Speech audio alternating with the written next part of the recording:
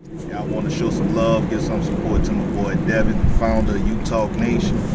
Continuous success, brother. And all I gotta say is, it ain't no me without you, baby. Ain't no me without you, baby. It ain't no me without you, baby. Yeah, you talk, it's the people show. Look, you talk, let the people know. Look, yeah. This is hurricane season. Only legends come up out there, you like Chris and Teigen. Name a letter better, W, that's what we preaching. Hurricane force winds whenever we breezing. Got rings for a reason. Look, we treat a gator like the swamp people. There's Seminoles like the block people. And for my dogs, I will drive people. Just being frank, I got they flank like a cornerback. And I ain't even much a Florida cat. But hurricanes, I know more of that than most. Cause I seen them turn our houses into boats. That's that real talk, baby. I hope you was taking notes. That's that real talk, baby. Yellow Nation, coast to coast. Is that you talk? Yeah. It's you talk, baby. Yeah. It's you talk, baby. #1 podcast. Yo, 4-0, You Talk family. What go on? It's your boy, L. Frank in the building. Flank with the good brother, Dr. A.O. Oh, my bad. I always get confused. But Dr. A.O. over here. Nah, that's Carson Beck. That ain't Dr. A.O. right there. This Dr. A.O. over here. And you locked in with another live show of You Talking. Y'all know how we start every show. And ain't no us without you, baby. Kane Nation, You Talk family, what's good? Shouts out real quick to the Juice in the building. What's happening? Double A Antonio Abner, good morning. We are here this morning. We are going to recap the events of last night, that being a very, very, I guess, nerve-wracking part of our season thus far. That being Miami last night. They did get the dub. 4-0 going into the bye week. FSU is on the clock. Them Canes, Harris, what's good, baby? What's happening? But, man, we're going to recap and break it down, man. We're going to break it down. Grade A, I see you, man. What's happening? Hey, we got y'all in 2 weeks, Grade A. That Grade A, AO, that's a Florida State fan, and he's very unapologetic. So, I'm sorry. Yeah. I'm so sorry that they did that to you. Whatever happened that caused that, I hope they find a cure. Like, just putting that out there, bro. Boy, you crazy, boy. You crazy.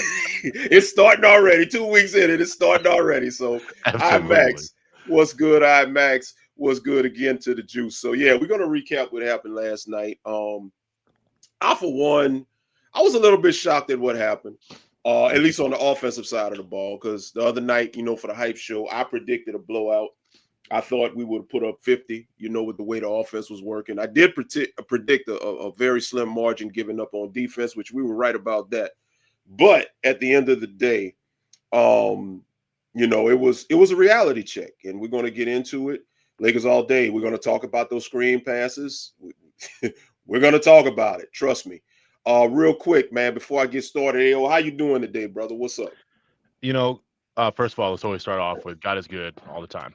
But I do agree with what you mean. But like it was a nerve-wracking game because of what Miami does to itself at times. It had nothing to do with Florida. And I'm so happy I can finally say that out loud. It had absolutely zero to do with the Florida impact. It was literally, honestly, I'm still in the boat that it was very much, even watching the recap, the condensed. I love that the ACC does that, by the way. If you guys don't know, ACC puts a condensed version on for like 21 to 25 minutes each week. And it's a really good showing of different angles, but also just all plays.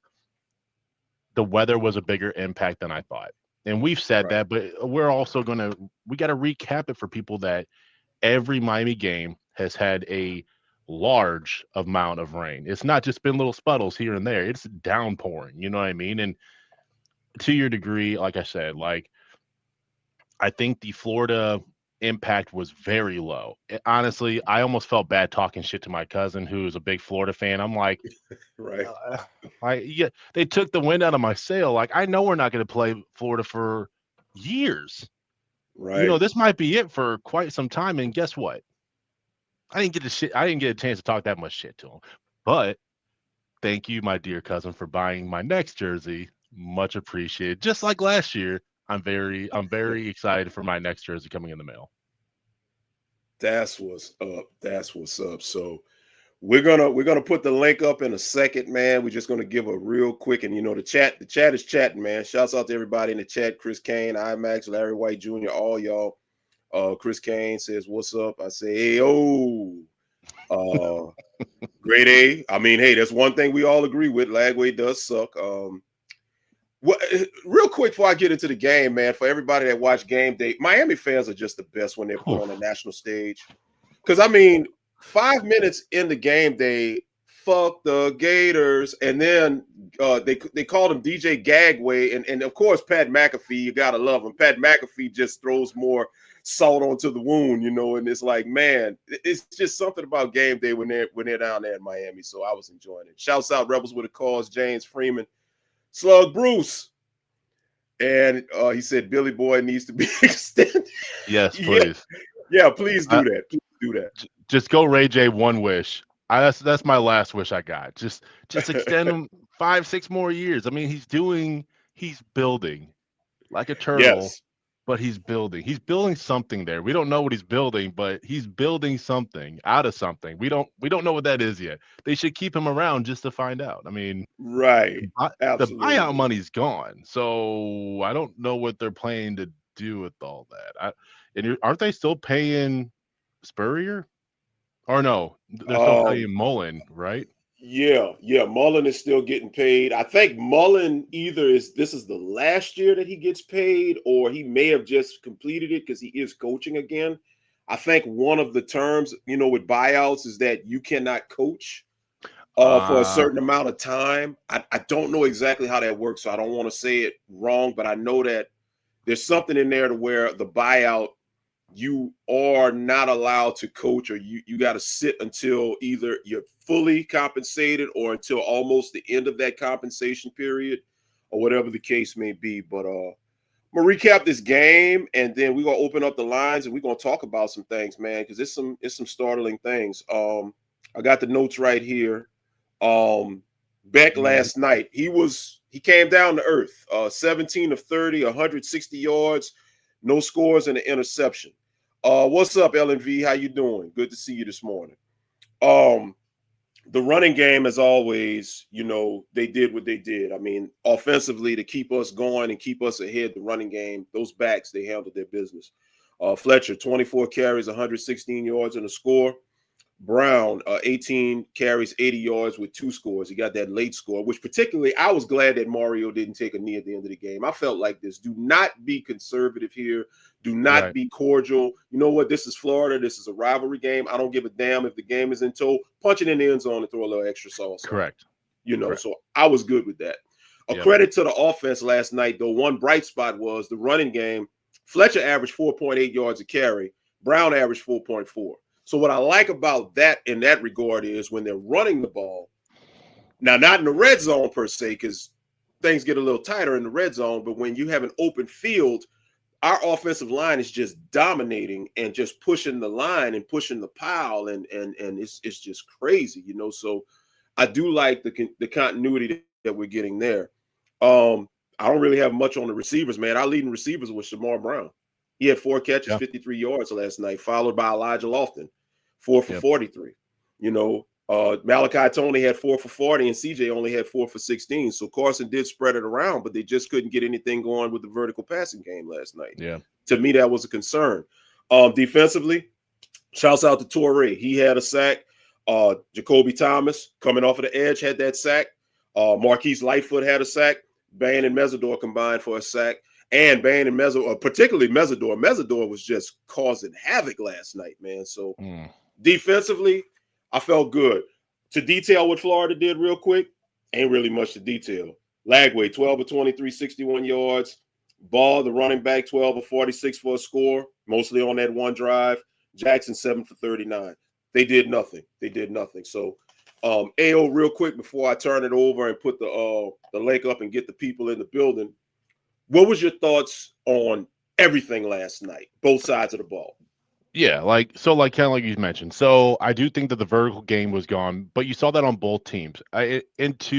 If everybody does want to go after the passing calls, just look at how the ball was. Look at our very veteran center having issues with holding on and getting a grip on that ball. That those false starts were trying to re-grip the ball and then touching and trying to get your hand back on there. I think they started figuring it out when they started bringing in towels into the huddle, and he would be able to get a brand new dry towel. But on TV, it's hard to notice that how bad that downpour was. You know what I mean? Like, remember, the fans aren't going to get hit by the rain, only coming down straight to the field, right? So we have to kind of keep that a little bit in mind. But I did like seeing that we had wrinkles getting there, but just I feel like we didn't get a chance to see it all.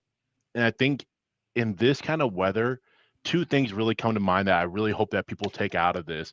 One, that running game is no goddamn joke. In the rain, you are able to dominate that much. Yeah. Two, when we go into the run game like that, I think Shannon needs to slow down the tempo a hair, because on some of those second running plays, you could see our linemen would kind of be a little gassed, and they wouldn't get that push, and that'd lead to like a 2-yard, they'll kind of crunch into each other, right? Right. It was kind of sloppy when they kind of go in up tempo on the run game side, but when they would have that break, take a little longer, those boys were able to get their breath and then keep pouncing on them at like the end of the game. But two, that defense is so goddamn fast. I don't think we're realizing how fast they are. It was in the rain, and they're faster than the Gators have been everywhere. Yes. They were sideline to sideline with Bane. You know what I mean? Like, imagine when this is a dry surface, how fast they're going to be when no one's losing their footing. I honestly think we have not seen the best yet.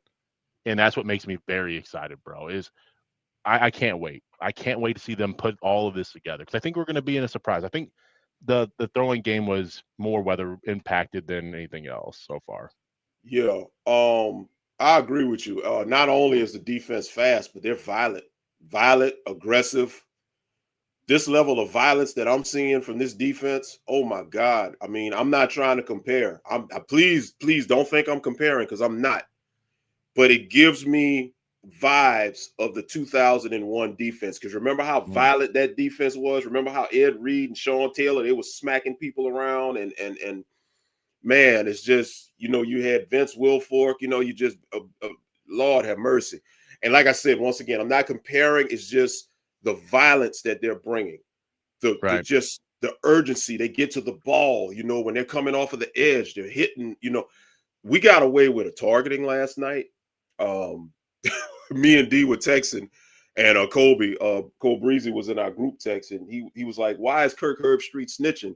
And I'm like, "Look, that was a targeting, but hey, it didn't get called. Guess what? I'm okay with it, because at the end of the day, hey, you smack them and you let them know what's going on, with that." I agree with you. I think the weather had a lot. Shouts out to you, Kubiche 047. What's going on? I agree with you. The weather had a lot to do with it last night, but I saw a comment earlier. Somebody, it's too far up, I can't bring it, but when I address it, you'll know who it is, whoever made the comment. They're saying that Beck didn't come down to earth last night, that it was the weather. The weather had a lot to do with it. Definitely. Right. The weather had an impact, but Beck did have some bad throws. Yes. That interception he threw, I mean, Cormani McClain telegraphed it. And the irony was, me, James Freeman, we were all in our group chat, and we were talking, and I was clowning Cormani McClain, and like 5 minutes after I clowned him, he caught the interception. I told the group, I said, "My bad. I'm sorry." I said, "Which one of y'all sent him the text? He's got this damn group bug," because he caught it like damn near right on cue, But he's got to clean up some things. I think it was more, and I'm going to just be honest real quick, and I'm going to put the link up for everybody to come through. Matter of fact, you know what? Let me put the link up right now. That way we can start getting our guests on. Anybody that wants to come on, the link is coming up right now. I'm going to make this point, hit the link, and we'll bring you on in to give your thoughts. I'm wondering, AO, how much of what happened last night, we know a big chunk of it was the weather and the elements. We can all admit that. Do you think maybe the national attention that Miami got this week maybe got their focus off a little bit? Because the reason why I asked that, okay, we got a guess.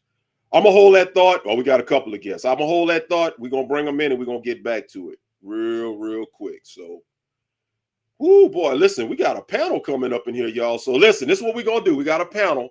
So we're going to bring all y'all on at the same time. And we're going to let everybody just go around the clock and let everybody make their points. So I'm going to go in order that everybody came in. I'm going to bring everybody in, but everybody keep your mics muted. We'll let everybody make their points.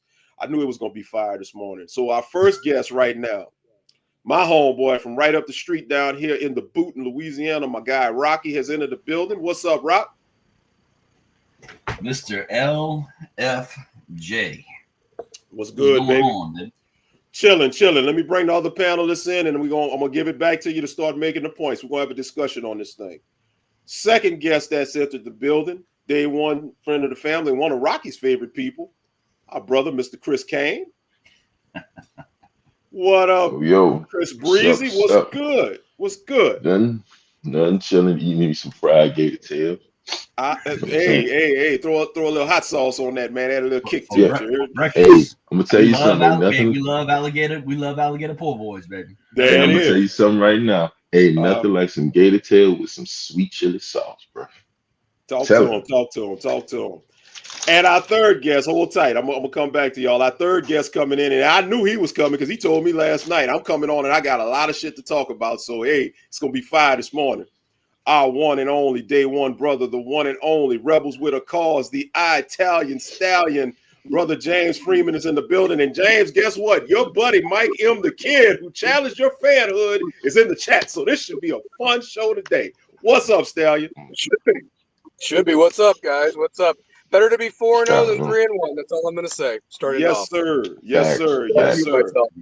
So what I'm gonna do is I'm gonna get you guys each.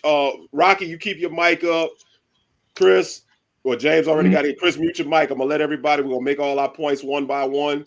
That way, we don't overtalk each other. But I want to hear y'all thoughts on the game. So, start off, Rocky. Let's go. What's your thoughts on last night? Man, I was. Look, always great to get the win. That game should have been over halfway through the second quarter. But that's not Mario's way. Okay. I got a question. I got a question for AO. AO, what's going on, baby? I got a question. Do you think that we are going to get bit by this whole let's run the ball up the middle for 4 quarters and pound everybody? Is anybody in the country gonna eventually stand up to that and say no? And we're going to actually have to mix it up a little bit? That's my question.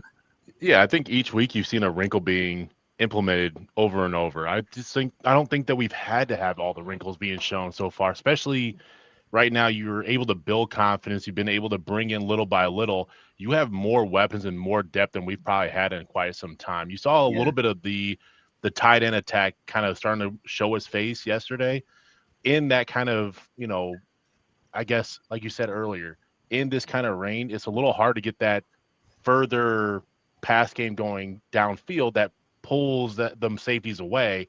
I think they're able to kind of have a little bit of a box game. I mean, I do think that the wrinkles have to show themselves to be a deep run. You have to be able to utilize everything you have: running backs, tight ends, receivers, deep threat, medium threat.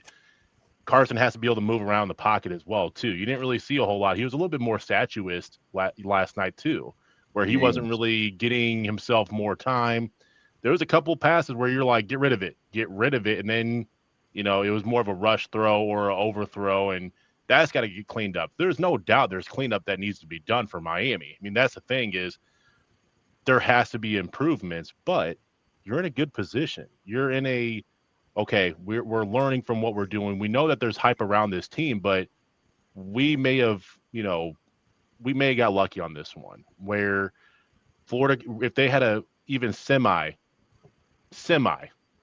offense that wasn't just ass, they might have been able to change that momentum and really start kind of pushing on this with a very cathartic offense at that point. So I do think that you're able to go into the bye week, much needed, and retune and get ready for ACC play. Like that game, you kind of need a humbling moment.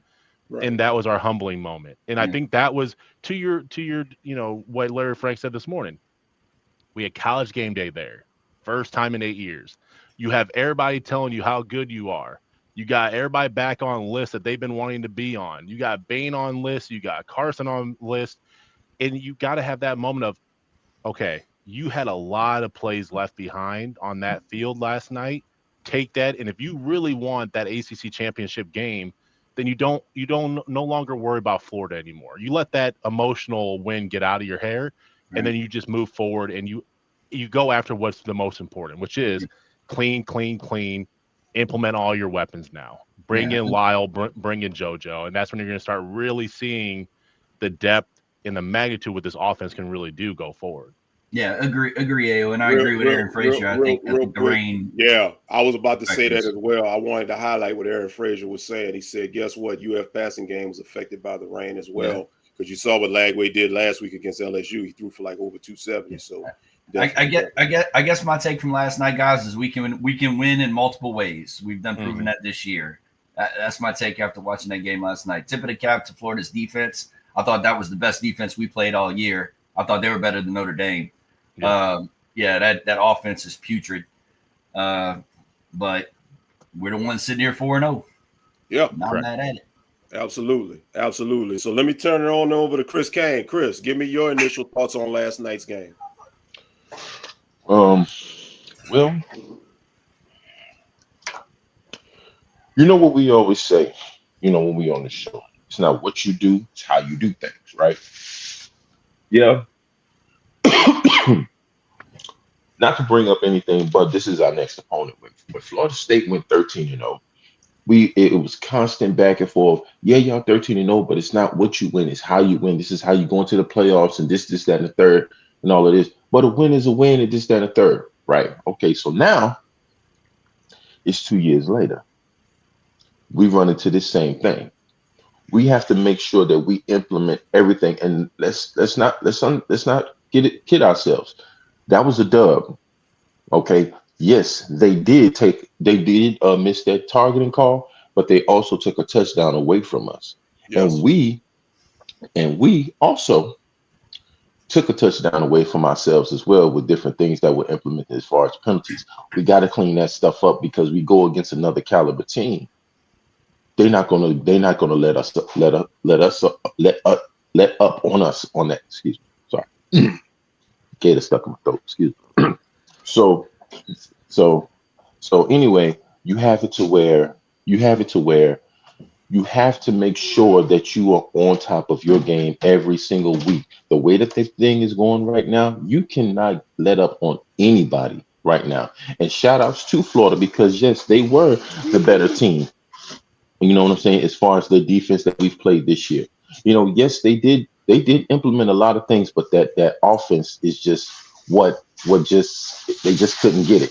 You know what I'm saying? They just couldn't get it. And so we have to be able to minimize what we're doing as far as our mistakes, and we have to make sure we have the right tact for what we got coming next. You know what I'm saying? Sorry, y'all. My apologies, my daughter. I'm sorry. Oh, you good? But just put it on the floor, dear. Put it on the floor. Put the pillow on the floor. Thank you. So I'm sorry. So anyway, I like the win, but I also like the see ball, get ball attack. I also like how at the end of the game, Bain he was hot because he didn't get that sack. We're winning, but he did not get that sack. He wanted that sack. You could see it in his face. You could hear it in his voice. Wow, he's sitting there eating some barbecue gator himself. He's like, he wanted that. But that's the implications. That's what we've been missing. And overall, we got some things to brush up and clean up on. But to be honest, I give it a satisfied B+ for last night. Cool. But we should have blown them out the water. It should have been at least 42-7. That's what I feel. Yep. You know what I'm saying? But Florida humbled us in a lot of ways. Even though we got that dub, Florida humbled us and showed us who we were. But we all right. We'll be all right. I agree. And this is something that'll probably be unpopular amongst a lot of the Miami fan base, but anybody that played football that's been on a high, anybody that you've seen your teams on a high, these types of games is what was needed, because these types of games is what builds. It just tells you the identity of what your program is. It tells you the identity of who you are. Miami, for the last 3 weeks, coming off of the Notre Dame game, coming off of the stomping of South Florida, has been hearing how great they are. You've had a big percentage of the national pundits talking about Miami is the best team in the country. It shocked the shit out of me. Freaking Danny Cannell had Miami ranked as his top team through 3 weeks of the season. So for Danny Cannell to have Miami up there above Ohio State, above Georgia, listen, if we as fans are seeing it, you know the players are seeing it, and they're buying into it. So we know Miami's good. And games like that you need to have. I know the fan base don't like it a lot. I was looking last night. James, you were in the group with me. You saw a lot of those posts. They were going off last night. They really expect, kind of like what happened with Brian Kelly last week at the press conference, people really expect you to outscore and blow everybody out every single freaking week to perfection. Yep. Football don't work like that. Either you're going to get stopped or you're going to stop yourselves. And I think you had a little bit of both last night. Stallion, give me your thoughts on the game last night. And shouts out the Lakers all day. I'll get to you in a second. Talk to me, Stallion. Hey, what's up, guys? Thanks for having me on. No you doubt. know, when we went into this game yesterday, the game day was unbelievable. I mean, Larry, you and me were talking about it, and I honestly believe that the turnout last night, I hope game day comes once a year down to Miami. And I think with what Mario's built down there at this point, I truly believe that we're worthy to have game day, especially if we have a big matchup. You know, Florida State next year, if they can stay up and everything like that, that should warrant that. Or I don't know who's our out of conference with things kind of changing with the SEC schedule going to 9 games, and I think South Carolina was supposed to be on the schedule, but that might be changing. But I don't want to waste any time talking about that. But game day was phenomenal. But I went into yesterday thinking, you know, I wouldn't be surprised if this was kind of like that 2008 game when Florida beat Miami 26-3, and that was the Baby Canes with the Northwestern boys, and they didn't know that they were supposed to lose to Florida. Tebow was coming off that Heisman. They were national championship contenders, and Miami gave them a good game for a half before finally wore down, and the score was eerily similar, 26-3. Last night was 26-7. I didn't think that was going to happen after that first drive. The way you started out, I mean, it wasn't just 3 and out; it was 3 and negative. And then, you know, you go down the field in a methodical drive and impose your will. And then what really bothered me was, of course, the false starts, because you had a beautiful drive that chewed up the rest of the first quarter. And I think if you get a touchdown there as opposed to the 3 points and you're up 14-0, that game is a whole different story. I mean, you just crushed the will. I will give credit where credit's due. Even without their 3 guys, a lot of their defensive players stepped out, and they're not trash. I mean, a lot of the guys they have over there, they've done well in the transfer portal on the defensive side of the ball. They recruit the same guys we recruit, and they won a couple of those battles a couple of years ago when things weren't going that great for us either. So it showed. I mean, it showed. But the one thing is that I'm just disappointed with Dawson, to be honest with you, and I'm going to tell you why. You know, Beck was obviously had a bad game yesterday. He was the ball was kind of behind receivers. I know Daniels had his hand on one, but he short hopped Tony Johnson, who was wide open in the middle of the field, that could have picked up a first down and extended a drive. But when a quarterback is having some issues like that and they're playing the way that they were playing, and I know football. I mean, listen, look, I'm just going to just show this. This is one of 2 that I've owned being on a staff. Okay, I know football, but the truth of the matter is that I just want it to be known that to get your quarterback in some type of a rhythm, get the short passing game working. You know, get your guys like Malachi Tony in some space and see if you can maybe break one or something of that nature. You don't have to necessarily go down the field every time. Plus, it gets them off of the offensive line and not stack in the box, because that's what they kind of did to adjust to you a little bit. And then I know that Beck made the throw, and I couldn't stand that McLean made that interception. Anybody could have made the interception, honestly. And then and Inez Cooper looked like he wanted to smash him in that one touchdown at the end or whatever, because they were talking if anybody missed that. But all in all, I just wish that Dawson would have gotten his quarterback some short throws. I mean, Larry, I was telling you in the chat box, I said, why don't we just do a running back screen? Sure enough, that's what prompted Shamar Brown. He made a spectacular one-handed catch. Yeah. And it was right after we called it. Yep. I called it. And I said, you and me need to be co-offensive coordinator. I don't know what they're paying Dawson. You don't even need to pay us that amount or whatever. We'll split it. We'll be fine. But invest in that stock market. But all I'm saying is that, like, literally, it just was just frustrating that you didn't do that a quarter sooner, to be honest with you. And I'm going to say this. The SEC officials, yeah, they gave us one with the targeting. I mean, because Messidor would have been thrown out by our ACC refs, and even I think Basaint even had one that I was kind of questioning because that's him, and they're always looking for him. But that call was so bad on the Shamar Brown rob of a touchdown, because if you go up 20-0 there, Cam Davis makes the extra point, I'm assuming, you've broken their back. I mean, you've broken their back. You kick the ball off. Maybe they still get the 80 yards and maybe a field goal if they've adjusted with whatever they were doing. But that was a big momentum play right there that they got away with one. What I was disappointed in, a play before that, is that the Gator player got hurt and the referees didn't even spot the ball correctly. Malachi Toney on the replay actually had the first down. They took the referee from the far side's angle and spotted a foot short. So realistically, it should have been 1st and 10, not 4th and 1. So that was another thing that was really bothersome to me, that nobody radioed that down and asked for a spot check while the Gator player was being tended to. Nobody even bothered to look at that. Those refs were atrocious. Now we get our friends at the ACC, and this is things that I said at the beginning of the year. I said, you know, how are the intangibles going to play out? The weather has been a factor in all 4 of the games, delays, all this stuff, how you've game planned. The other thing, how the referees were going to call it. And so I just am grateful for the win. You know, we covered, if that's important to people. We could have won by more. I agree with Chris Kane.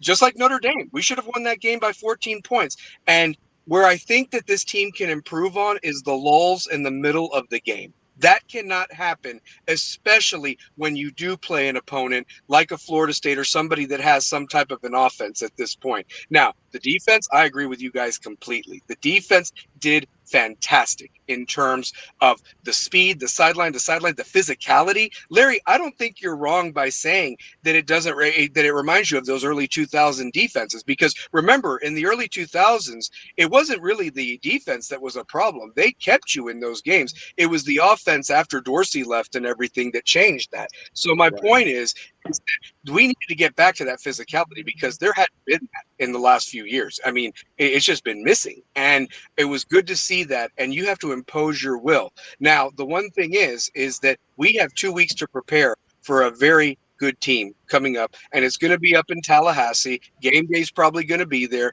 but now the pressure is going to be on them. And everybody's going to be talking about how great they are. How do they handle it? And now for 2 weeks, we're going to hear about how we should have beaten Florida by more. I love that fire. The only thing that... You there, Stallion?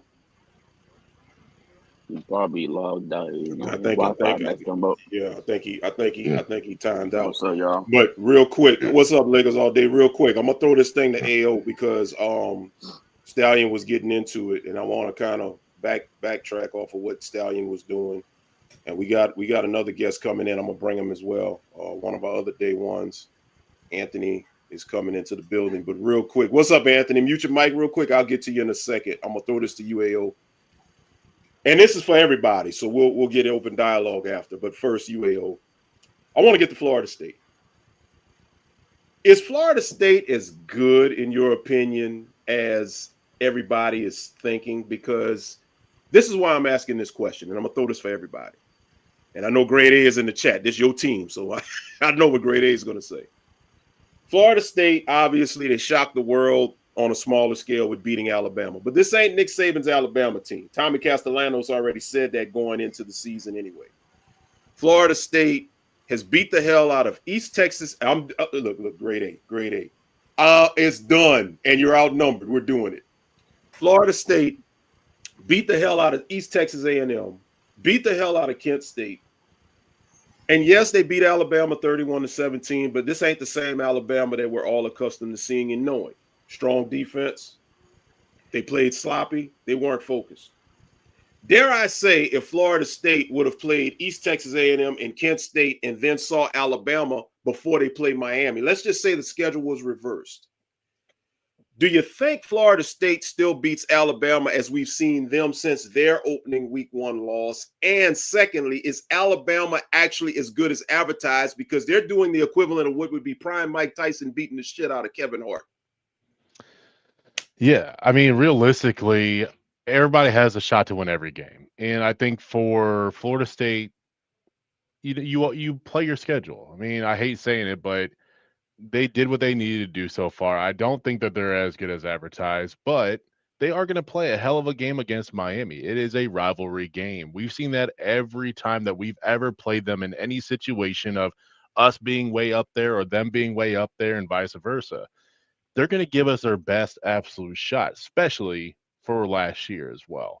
And I think after that game, they're going to get humbled quite a bit. I mean, I think they'll fall kind of a little bit further down the road. But I think for our game, you never underestimate your opponent. You know what I mean? Like they can be, 0-4 and they're going to play a hell of a game, or they could be 4-0 and they can play a hell of a game with us.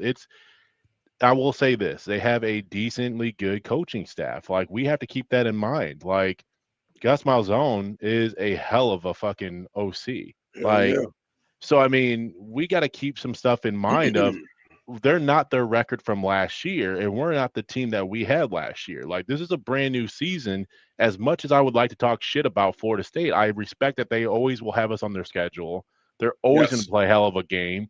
And it doesn't matter if it's in Miami or if it's in Tallahassee, like they're gonna come and be ready to play. Like that energy is real. You know what I mean? That's why it makes the home games so important for the fans, because you play a factor in that game too, and I do think Florida State is not in the top 10, but I think they will be a top 10 caliber team against us, if that makes sense. Like they will play their heart and soul out in that game. Like every trick play, every wrinkle, everything they got will be shown in the Miami game. Like, and same for us. We're going to give them everything we got. I think that's why you haven't seen Lyle and JoJo. I don't need them to get retweaked in the game.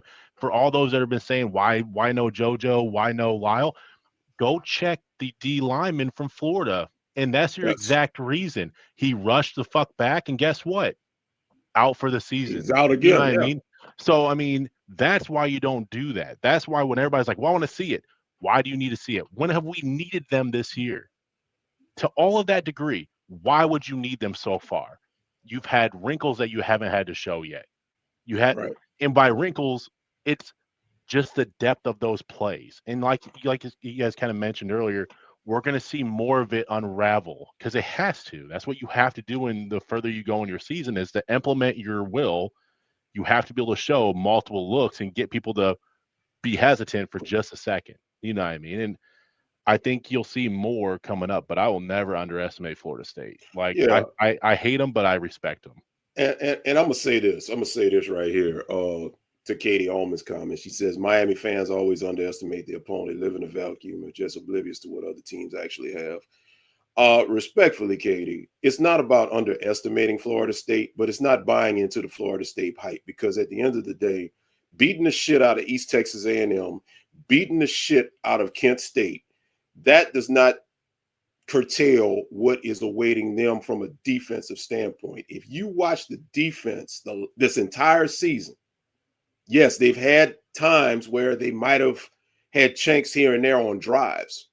But you saw last night, and I think the best thing I could say, the best example is they gave up the touchdown, and I know all of us had PTSD. Especially when on the next series, Beck throws the interception and gives the ball back to the Florida offense. I know I was like, because I text Devin. I'm like, here it comes, because we've seen this before. And the defense steps up, stops them on 4th down, and the defense reimposes their will. So it's not about underestimating the opponent. It's about understanding what you have. And real quick, and I'm going to bring this, I want to bring Lakers All Day because he was next and Anthony as well, and we'll have open dialogue. This upcoming matchup with Florida State is going to be a chess match. This is going to tell you how good Corey Heatherman is, because Gus Malzahn is an offensive coordinator. He's pretty damn good. He's pretty damn good, you know. Ask 2010 Auburn how good he was, because he was the one that anchored Cam Newton in that national championship. Ask Nick Saban how good he was. If you saw game day yesterday, Nick Saban admitted how Gus gave them problems when he was at Alabama. So this game with Florida State in a couple of weeks, Corey Heatherman, we're going to see how good Corey Heatherman is. At the end of the day, this is going to be a good matchup. Lakers all day, you up next, and Anthony, you can come in as well. What are y'all thoughts on yesterday's game? Talk to us. I think we defense played good, but man, this freaking head coach got to get. I mean, this freaking offense corner got to get better. If he don't, he's gonna be the issue that we don't win the national championship. Hold up, say that again. You broke up. What was that? My bad. I said our freaking offensive coordinator needs to get better. If we don't, he's gonna be the reason that like we lose these games, because his freaking screen passes and running up the middle is not good for us. I agree with that. But I mean, I think AO had said this earlier. I think a lot of what you saw last night was weather related. I thought that, listen, the vertical passing game, and I'm not making excuses because I wasn't particularly happy with the play call. And hell, I'll give you a prime example. Going into half, when that long play to Elijah Lofton, that 26, 27, whatever yard play that gets us in the red zone. Well, guess what? You know, in the red zone, Florida's going to stack that box. They're anticipating run. Well, guess what? They're not going to stop Lofton, I think. You run something to Lofton, you get in the end zone, you hit pay dirt, we're up 14-0. I'm sorry, 17-0, as opposed to getting the field goal going up 13-0, getting the ball back in the second half with an opportunity to go on one of those slow, methodical drives, running the ball, take 5-6 minutes off of the clock, and then possibly go up 24-0. So I had an issue with that. I did not like that sequence, but I think weather had a lot to do with it.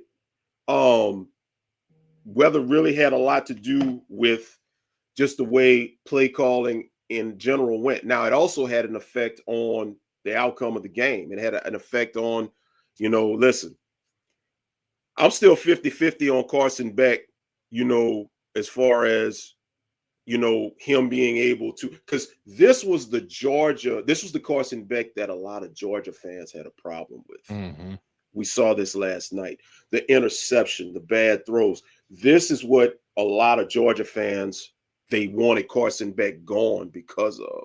The first 3 weeks of the season was not what Georgia fans anticipated because they were real quiet. I went on some message boards last night. I went on some Georgia message boards last night, and I saw them kikiing and cacaing and stuff like that, talking about, you see, we told you, man, fuck out of here. Shit happens, Anthony Manzano, what's good? What's good? Talk to us, man. What's your thoughts on the game?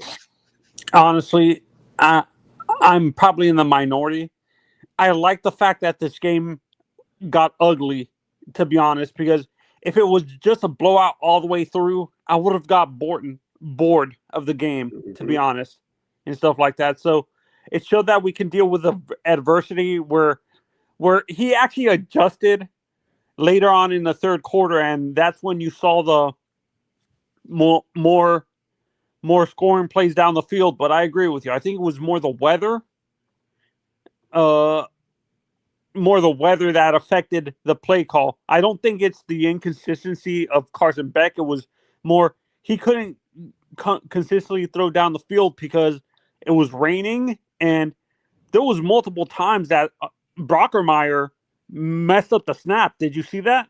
3 times. You had one time he messed up the snap with the procedure call, and then you had two procedure penalties. So that didn't help at all. And that's another that I like that you brought that up, because that initial one when we were up 7-0, that's why we went up 10-0, because at the end of the day, that drive was rolling to the end zone.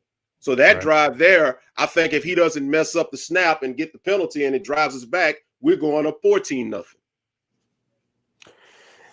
And I'll give you my answer to the Florida. Honestly, the Florida, I don't believe the hype. I think they're a good team, but they're not a top 10 team, to be honest. And I think if we shut down Castellanos, who on that offense is going to beat us? Who else on that offense is going to? They don't really have a consistent running game. Florida State is just a better version of South Florida. They rely on their quarterback to do everything. Shots fired. You ain't wrong. I like that. I like that though. I never thought about it like that. Yeah, that's what I'm Yeah, because they rely. Castellanos is like Byron Brown. That offense is predicated on how successful Castellanos is. If you shut down Castellanos, you're fine. No one else on that offense is going to beat us and stuff like that. Wow. Hey, 100%. I never thought about it like that. So, AO, Rocky, everybody, we could open it up right now, man. I want to talk about some things right quick. One thing I want to talk about, and I forgot to detail this. Everybody's looking at Florida, talking about how not good Florida is, but I think people are associating that entire whole organization, that whole team, with the putridness on offense. They're 1-3 because they've had offensive issues. They got a pretty damn good defense, and they got depth on the defense because with those guys out, listen, they held LSU in check, they held South Florida in check, and to an extent, they held us in check. You got to give Florida some credit on the defensive side of the ball because they are good. They are good in that regard. I want to talk about. But how long can that last throughout the season? Look, if you're one-dimensional like that, how tired is the defense going to be by the end of the season? Like, you can't, if you over-rely on either side of the ball throughout the season, it's going to backfire on you. That's what happened to us last year. We were so focused on the offense and stuff like that our defense was horrible and stuff like that. And Cam couldn't do everything. And I think that's what's going to happen with Florida. They're going to lose steam. I think they get blown out by Texas. I think they get blown out by Texas A&M and stuff like that. And I think they lose to Mississippi State.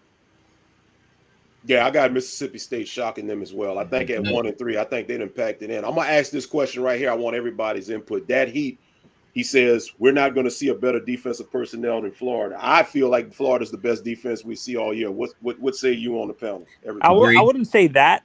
I think Florida State's defense is pretty good too. Like how they shut down Alabama, to be honest, is surprising to me. Like, to only allow Alabama to score 15, was it 15 or 20? How many 17. points did they? It was 17. To prevent Alabama to only 17 points is shocking to me. Because but is it shocking because that was the first game of the season? And here's my thing. If Florida State saw Alabama right now in week 3 or week 4, would they still hold them to 17 points? No, I don't think so. Yeah. Okay, so it's the timing of when they saw them. So that's my thoughts. What everybody else? Yeah, I agree. I'm not buying the Florida State hype. I think Florida is the best defense that we've seen all year. Look, Norvell's a gadget guy. We saw it with Jordan Travis for years. Gus Malzahn. Anthony hit the nail on the head. To me, Florida State is just a souped up USF, in my opinion. I think you shut down Castellanos. It's the same thing every year. When Florida State was, when they were ripping it with Jordan Travis, it was the same thing. Everything ran through the quarterback. Now, with Gus Malzahn coming in, I agree. Gus Malzahn is an excellent coach and a really good offensive coordinator. But look, it's a gadget offense. We've seen it. We've seen it already with USF. And it's going to be one of those, single wing motion type, deals where, look, I think our defense can handle it. Our defense is ferocious, fellas. Bain is great. That dude is on another level. And our defensive line,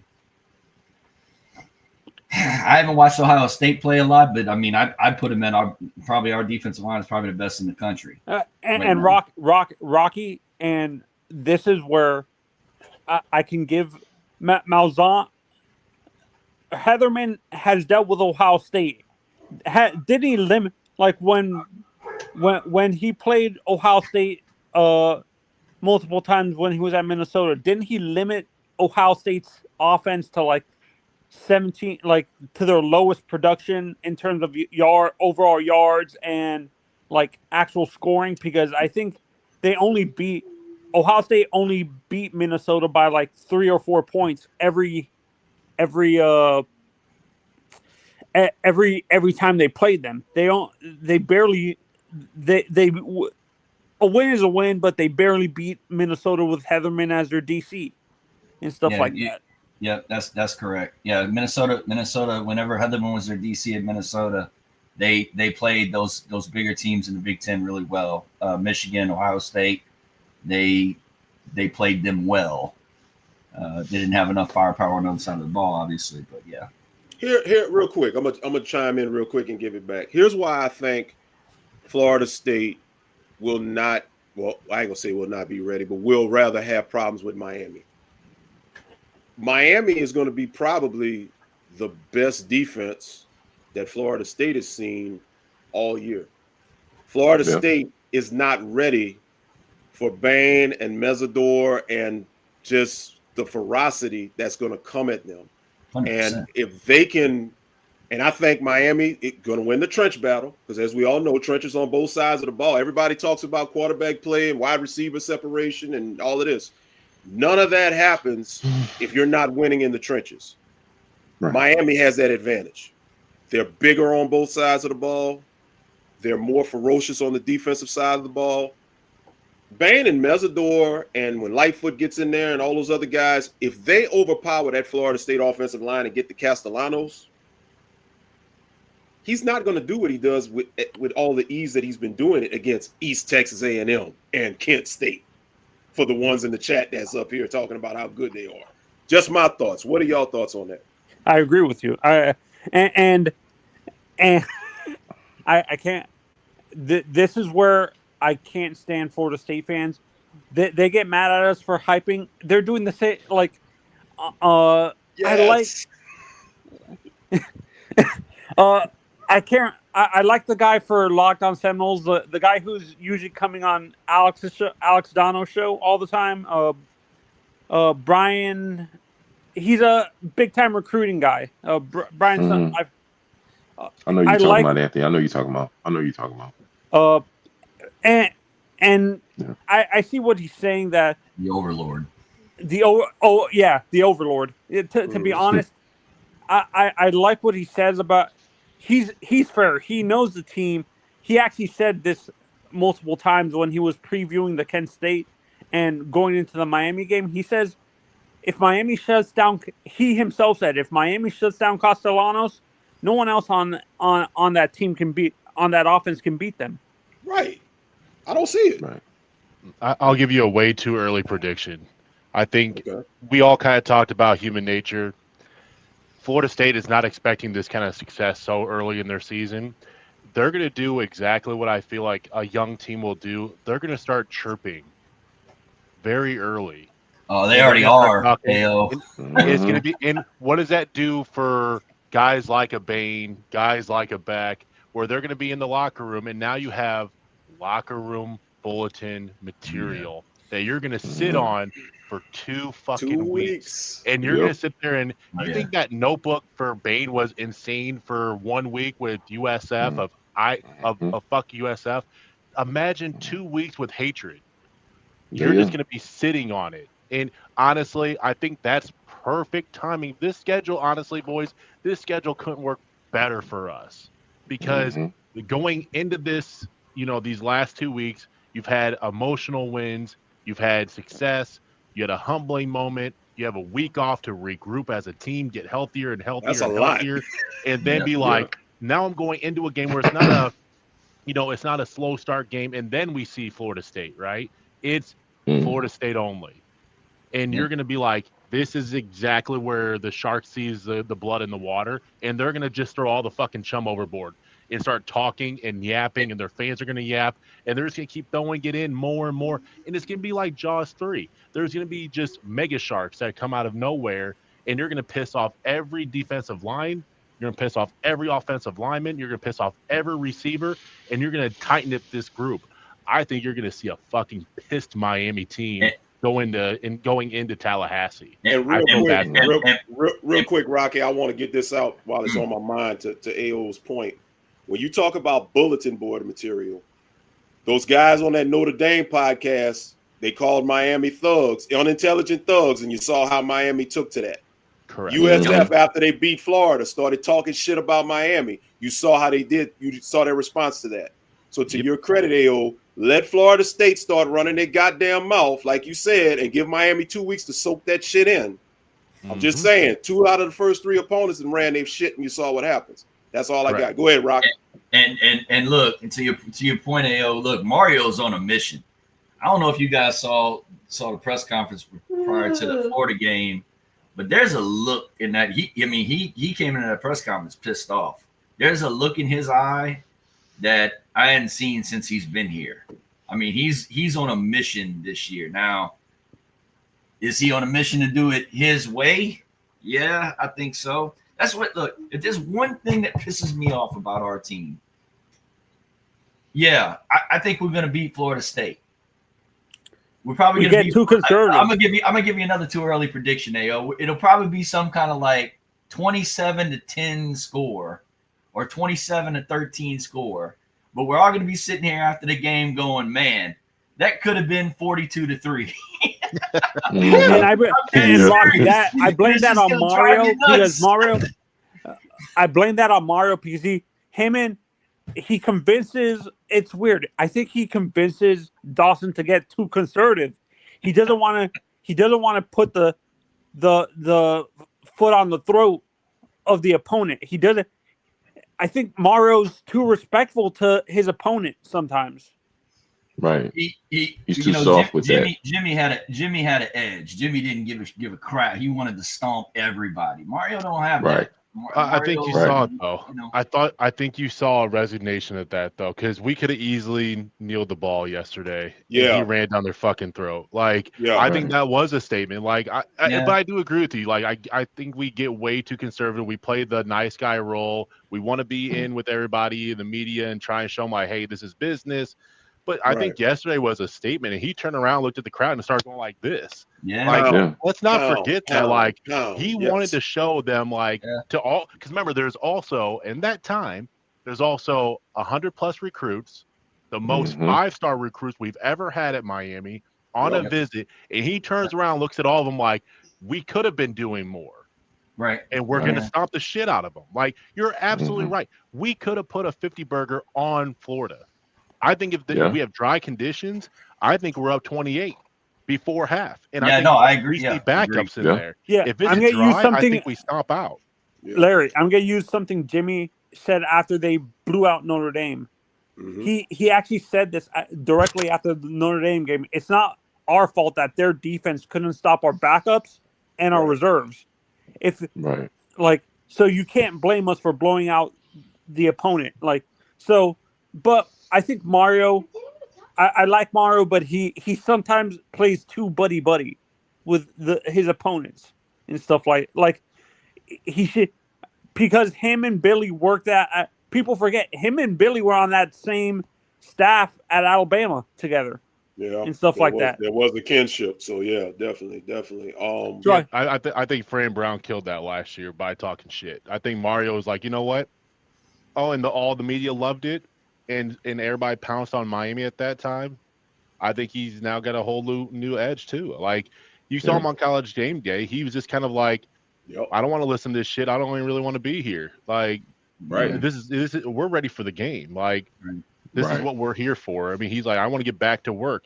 And for them, that is the punishing part of this. Is I think that defense plays with a chip that I haven't seen. Like Stallion mentioned. A chip on that shoulder since the early 2000s, where it's you get back to your roots when you're in a game like that, where your root is to pound and to hurt and to play violent and fast.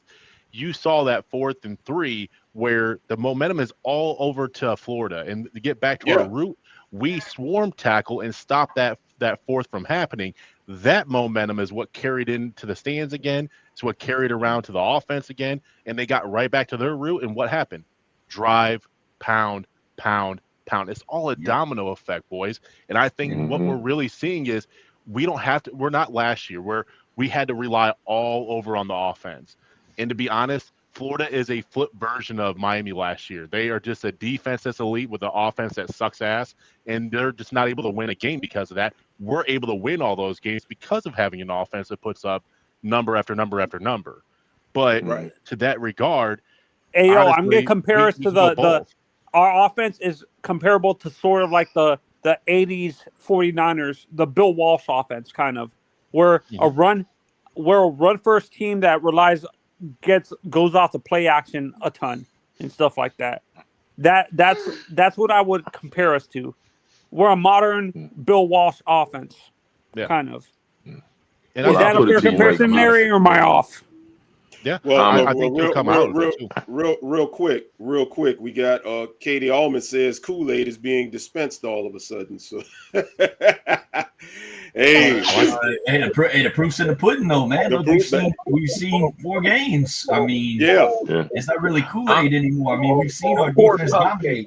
Yeah, right. Real quick, I want to shout out Lord Backington. Thank you for the $9.99. Don't know. He says, do you think we flipping some of these 2026 recruits? Our trenches are elite. Come get this ass whipping. No one can beat us just passing the ball this year. This defense is gang tackling is crazy. I want to say this about the recruits in which you had last night. I think you had the number 1, 3, 6, and 9th ranked receivers. You had like a shitload of the top. Larry, you had 11 of the top 20 from 2027 receivers in the house. Yeah. You had some people in there. You had some eyeballs in there. You had some eyeballs. Yeah, we had more. We had that whole visiting list was mainly 27 and 28. There wasn't really a lot of 26 guys. Calvin Russell was there. Let's not forget that. Outside of like 2 or 3 26 guys, the majority of those guys were 27 and 28 and even 29 kids. Yep. So they had a lot of freshmen, 8th graders, and sophomores on that campus and stuff like that. I have a question real quick. And I'm gonna pose this question specifically to Katie, since Katie's saying everybody's drinking out of a Kool-Aid dispenser.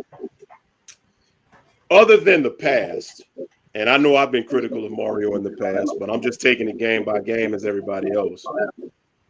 Other than the past, what do you have to say that delegitimizes Miami as having a strong possibility of beating Florida State and winning the ACC and running the table and making a playoff run? Because to me, Katie, it sounds like you're just living off of the past and hating, and you're not really giving nothing pertinent to what's happening in 2025. So, Katie, I challenge you to please put that in the chat and let us know. Continue, boys. Hey, can I say something real quick? And I'm sorry, my phone overheated and I lost you guys and so forth. But if it's been talked about, I apologize. You know, a lot of people have been asking about Jordan Lyle and Josiah Trader and everything. At this point, I don't think they're part of the game plan. I think what we're rolling with is what we're rolling with, unless they're ready physically or there is an injury at some point. And I hope they can contribute because, you know, there was a lot of things being said about them. Obviously, you know, I'm surprised we haven't seen Lyle on the field.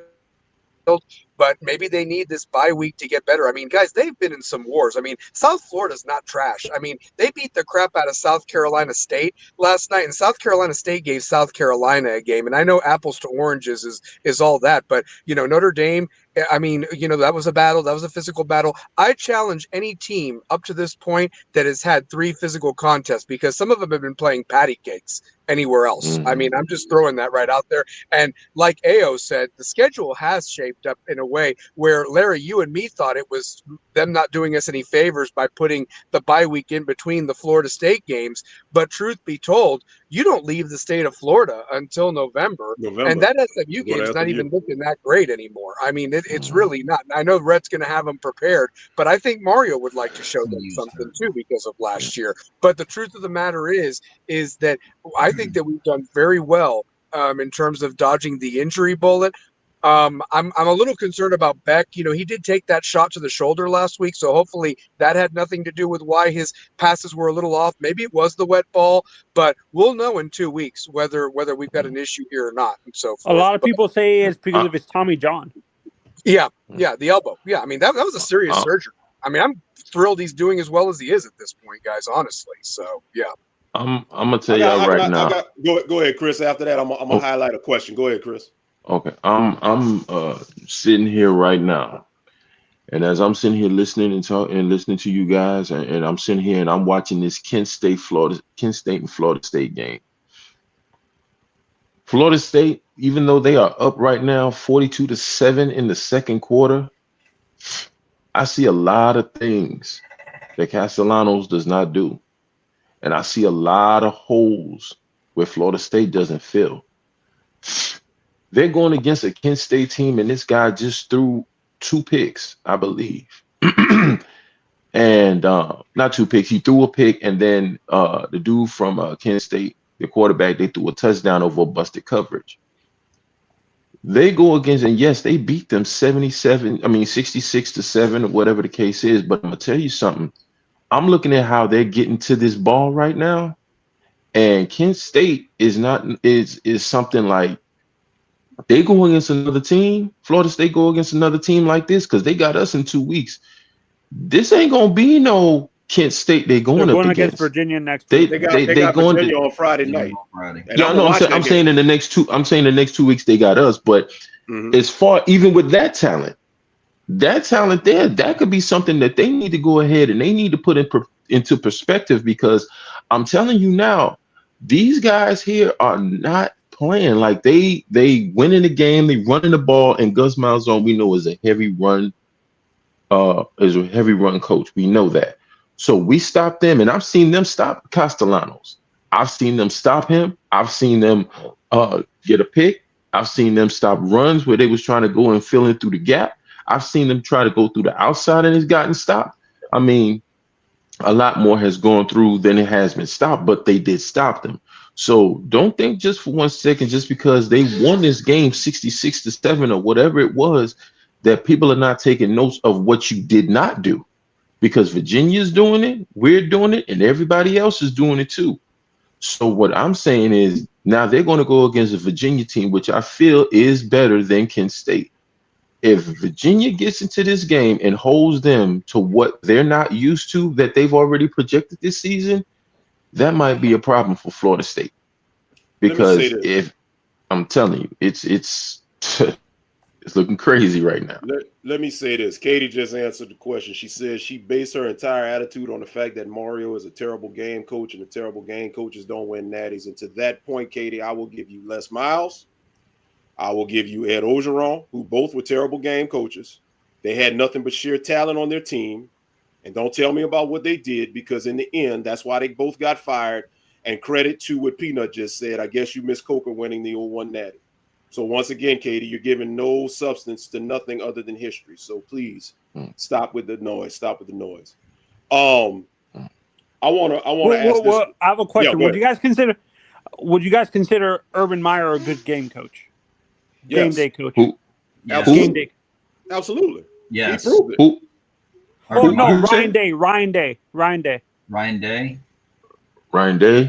Yeah. Oh, Ryan would you guys Day. consider him a great No, game day coach? not really. Not really. Ryan Day had Chip Kelly. Chip Kelly won that national championship last year with that offense. Not Ryan Day. He just was the CEO and he babysit that whole thing. He was the hood He's got ornament. a lot of money to help him with recruiting and getting good coordinators. Ryan Day was the hood ornament. Chip Kelly was the engine that moved that team. It's a totally different thing. Same thing with Larry Coker. He was the hood ornament, but everybody knew that team ran. They ran that team. He just was the chaperone just to get them there to the party. That's all it was. Katie said she wasn't born when Coker was here, but at the same time, you said bad game day coaches don't win natty, so we just gave you 3. I want to touch on the Stallions. I'm sticking to my guns, Stallion. JoJo's going to be redshirting. I'm sticking to my guns. I'm telling you. I want to highlight something. I hope he stays at this point, honestly, because you already lost Patterson, and so that Chaminade Madonna group is down to him at this point. So I'd like to see him do something at this point, but who knows? I mean, I don't know. I want to see Lyle, though, because if you can have a 3-headed monster back there, I mean, I thought that Brown would do something for us coming from North Dakota State, and he wanted something to prove on this big stage. He's given the effort, not trying to take anything away from Martinez last year, but honestly, he's what I was hoping Martinez would be up to this point, because it's just how hard he's working, honestly, and they trust him with the ball. They really do. I like Brown better than Martinez. I do too.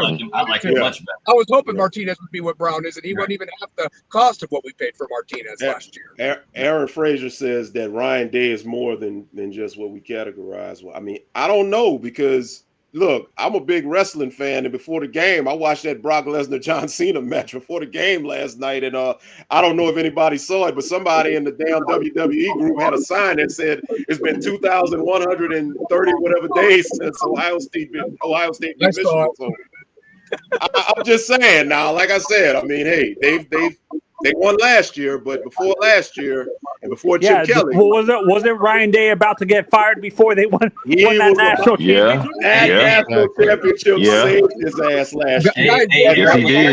Hey, Aaron Frazier, not against Michigan.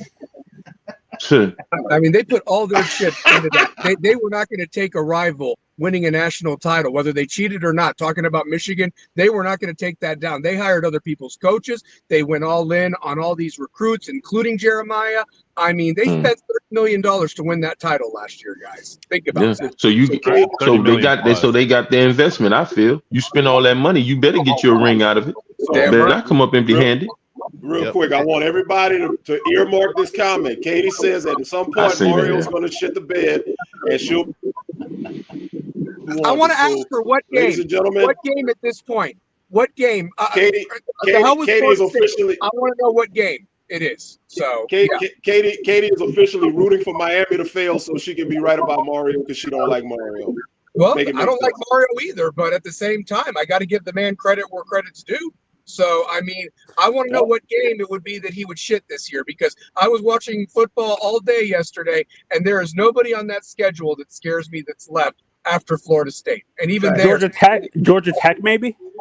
Well, we don't play them. Georgia Tech's not on the schedule. We don't play them. Regular season.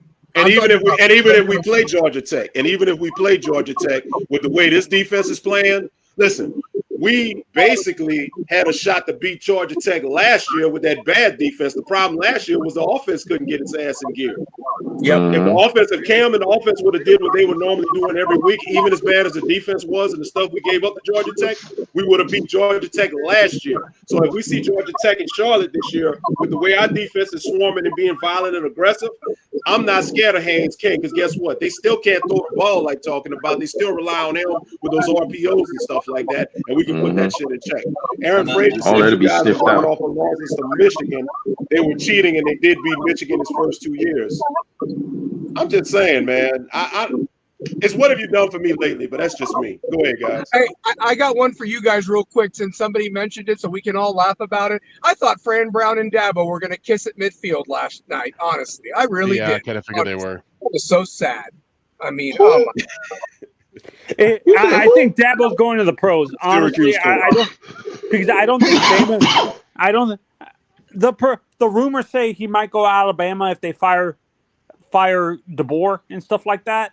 Yeah. But I don't think so. I don't think he wants to deal with the NIL or transfer portal. That's why he's refused to do NIL or transfer portal the last 2 years with recruiting and stuff like that. And that's why he looks the way that he does, because he's stubborn, he's set in his ways, and he doesn't want to change. This is not Goldilocks back there. You don't have ETN, you don't have Skoski, you don't have all of these guys right now, because that was when it was only on pure talent. That's when you can recruit without all of that money. Now that everybody's paying, everybody wants the same goal. They want to hold that trophy. You are still stuck in your old man ways. And the only thing that until you get off your rocker of being set in your ways, you will not go anywhere. I sat back and I looked up when that game started against Syracuse, and I looked at all of those ACC championships of when he won the championships, when he went to the playoffs and everything.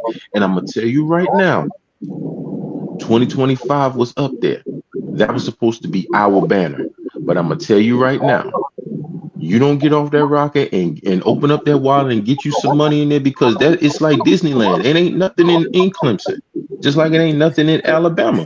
But to win, this is what you have. You don't have to do so much in order to get there, because the proof is right there up on the banners in the stadium. Yeah, so he doesn't have you got to do is sunshine on that field anymore. He doesn't have sunshine on that field anymore. He don't have sunshine. He don't have Goldie Hawn out there no more. So This ain't that time for him to go out there and for him to be sitting here. Oh yeah, I can recruit this, that, and the third. The name of the game now is money. Let me say that is what it's about. Let me real quick. I want to highlight this dono right here, Lord Backington. Thank you again. Another $9.99 dono. Brown one-handed catch was unbelievable in clutch time. It seems like we get at least one of those plays every week. Fletcher is running with reckless abandonment. We can wear any defensive front down. Shouts out to you for that comment right there. Katie says true. Mario always loses games he's supposed to win. But then again, doesn't every coach? Every freaking coach in college football drops a game. Wait a minute. I have a question. Didn't Saban lose a game once? Like Saban lost many games. Many games over the course of time. And guess what? They were able to rally and finish the job in championship years. Saban's done it. Ed Orgeron did Kirby it. Smart. Kirby Smart. Urban did it. I mean, what coach don't lose games, people? Like at this point, you're just rooting for your team to lose because you don't like Mario. Just I can't even know. Just go out and say you don't like Mario. Yeah. I still want Miami to win. There you go, James. It's all about Miami winning. So no matter what, I don't like it. I don't care who the coach is. I may not like the coach. And anybody that watches Utah knows over the last 4 years since Mario got here, I've been the most critical. If you've been in those groups, you know how critical I've been. I am giving Mario props in 2025 thus far. You know why? Because we are 4. Ask Ken Kyle. Ken Kyle will tell you. We're 4-0. We're top 5 in the country. The defense is reckless. The offensive line is built. We're winning. What more do you want? If you want Miami to win, you want this to happen. Go ahead. I got a question for you, Larry, after he gets done with his comment. So, yeah. Can I say something real quick to Katie? Because I've been on Utah for a while too. Katie, she just admitted it. I don't like Mario. Boom. Katie, if you're listening, because I've been on Utah for a while too, listening to you guys. LFJ, go root on Ole Miss and Lane Kiffin, because we know that's who your man is. Just go root for Ole Miss. And I've been saying this. I don't think Gruden goes to Florida. I think he goes to UCLA. I think he's going to UCLA if he goes to college, to be honest. I was thinking Auburn for whatever reason. When Hugh Freeze is done, I was thinking Auburn for whatever reason. He'll stay in the SEC. So, Kiffin. Sorry. I think Kiffin. If Norvell craps the bed this year, like it'll probably happen, I think Kiffin goes to Florida State. I got a question for Katie. Have we not been building year over year?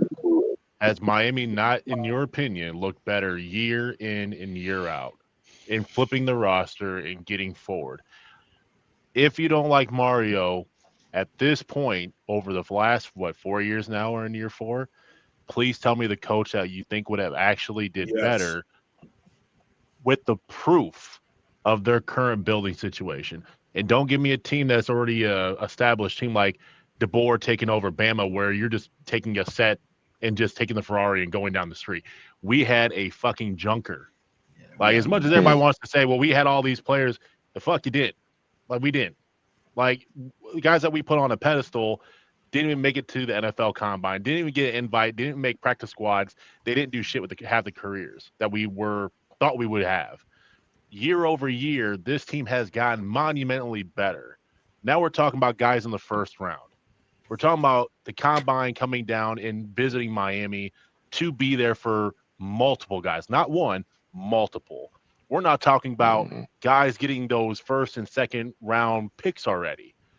Year over year, Miami has gotten better as a complete team. I'm going to repeat that part.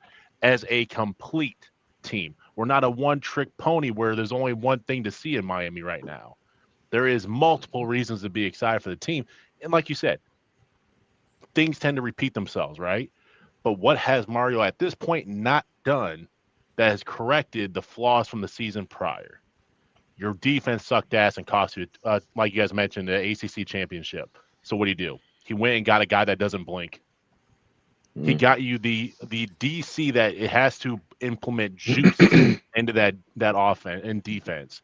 You got guys that are going to literally do whatever it takes on his mentality to right the wrongs. I'm just saying that's exactly who you want in the building is someone who bleeds orange and green and ain't gonna fucking run when it was a Pinto that we expected to be a Ferrari. Yeah, and when I look at this defense, the defense that reminds me of that LSU defense when they won the national championship with Burrow, kind of. That like I think to this point they're better because that 19 LSU defense, they had chinks. They got scored on a lot. This defense through the first 4 weeks of the season, looks better than what I saw in 2019 with LSU.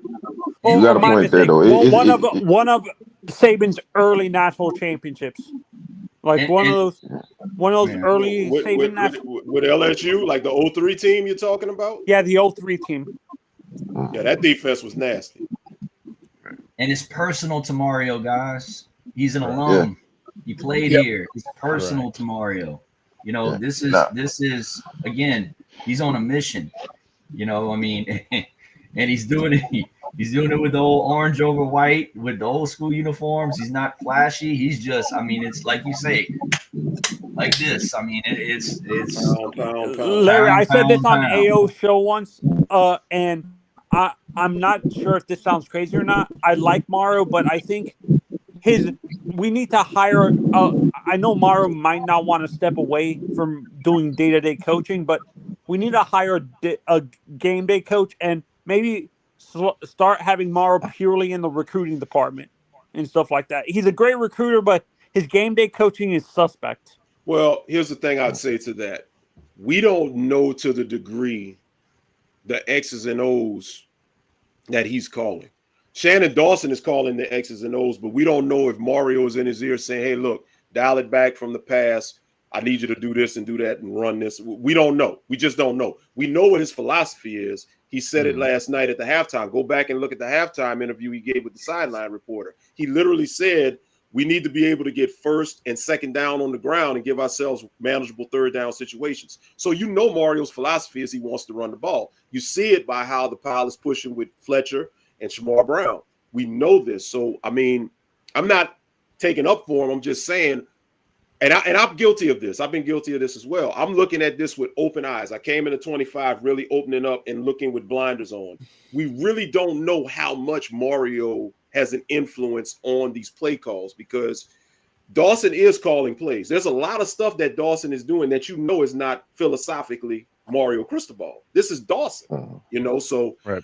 When you get to seeing them coming out on the first drive, and I'm just guessing here, and they just get those long methodical plays where they're just pushing the line and they're getting 4 or 5 yards of carry and the bulk, 70% of the first drive is run plays. I think that's Mario's implementation. But when you start getting it to where you're seeing Tony getting throws vertically, you're seeing CJ Daniels getting his plays getting thrown to him vertically.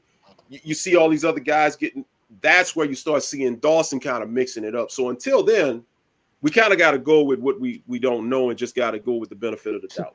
Yeah, and would you guys say, like, who had a crazier catch this year? The Shamar Brown catch or the CJ Daniels catch? CJ had the catch of the year in week 1 and ain't nobody CJ. Yeah. CJ had it because it was basically on a team that actually meant something that was relevant. Yes. You caught that ball against somebody that was the LIU, Long Island University. That was cool. It was a great catch, a very talented catch, but you understand something. Even though it was a one-handed catch, you have to understand who it was made against and what the result was. You got a first down making that catch. CJ Daniels got a touchdown making his. There's no comparison. And you have to look at the situation in which he caught it too, because at that time the game was knotted up at 7-7. Right. So by getting that touchdown the way that it did, that really gave us the momentum because it put us up 14-7 going into halftime. With us getting the ball back. And I feel if CJ, that would have been an interception if CJ didn't make that crazy catch too. That too. He bailed Beck out for that one. Because knew because Beck knew CJ Daniels would go up and get it, and he did. He trusted and that's trust. That's a lot of trust.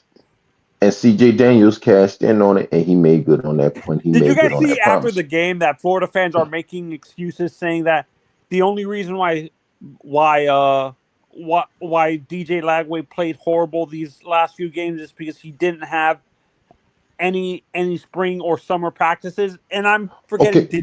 Did you guys forget that? Well, they said that the announcer said that in the game. They were trying to make a case for that during the game last night. I mean, Yeah, But no, you know and what? it's funny. They forget Carson wasn't. To your point, that's true. Let me put it to you like this: if he's having such a bad game and he's doing all of this stuff, and the reason why this is going on and that is going on, why are you keeping him in the game? Put somebody else in that's more worthy to put him in the game. And Or do you have anybody? Hold up. More importantly, if the lack of what he had practice or whatever came into play, why did he go off in the first game of the season? Why did he throw for 270 plus yards against LSU? Make sense. Exactly, because y'all wasn't complaining then. Damn swamp roaches, get on my damn nerve. Yep. The lies that were told off season are fans generational. The lies that were told are, I mean, does their fan base think that when you lie that there's not a camera on you and we can't go back and see what you posted? Like do they think that there's like an expiration date on this shit? Like we can see you. Like I hope you know it's in writing. We can see it still. Like we can pull it back up in the lies you told of he's generational. He's a Heisman front runner. He's gonna wreck Miami. We're gonna make Gainesville South. The lies y'all fucking said over and over again about how Beck has never done well against the defense, how Beck is not this and not that. I'll give you some of that degree. We struggled a little bit against the defense, but the lies that they told about this fucking offense, boys, is unbelievable. The lies they told were generational. And that to me is amazing. Yeah, NAO, that's contenders. They were media. NAO, that's fine. We'll just run the ball down your throat and do it that way. That's what we did. Well, here's the deal. Here's the deal, guys. We about to get out of here. We almost at an hour and a half. So what I want to do is, I'm gonna save you last. I'm gonna go around. I'm gonna start off with Stallion. I want everybody to give some departing words. I'm gonna get y'all out of here because it is NFL game day, and some of us get to go watch our professional teams look like shit. I know I do. I don't know why you just don't watch Justin Herbert, a real quarterback. Oh, now you see that? I might kick your ass up out of here with no. I'm a Dolphins fan too. Mike McDaniel had the worst game day press conference I think I've heard anybody this past week. That was pathetic. That was terrible. My parting shots: we blow out Florida State. Fair enough. Like I said, they're a souped up USF. That's all they are, with a better quarterback. Fair enough. Better hope he don't get hurt at Virginia. Fair enough. He might get hurt. Have a good day, guys. Get hurt in Virginia. Right. So, parting shot, real quick. Miami did better than LSU against that Gators offense. Just keep that in mind, everybody. Also, I think we also kicked Florida State's ass, and I'm about to watch my Titans go 0-3 as we get closer to securing Francis Malinois with our first-round draft pick next year. Thank you. Hey, the Tennessee Hurricanes are on the way. Appreciate you, Stallion. Thanks, bro. Thanks, Stallion. My parting shot, fellas, is Mario's going to do it Mario's way. I think, I just think we just got to live with that. I hope that doesn't cost us a game here down the road. I think our team is built to where it won't, where it may have in the past. That might have happened. Look, the defense is ferocious. I love Beck. I'm glad we have him. I've got no problem with Beck.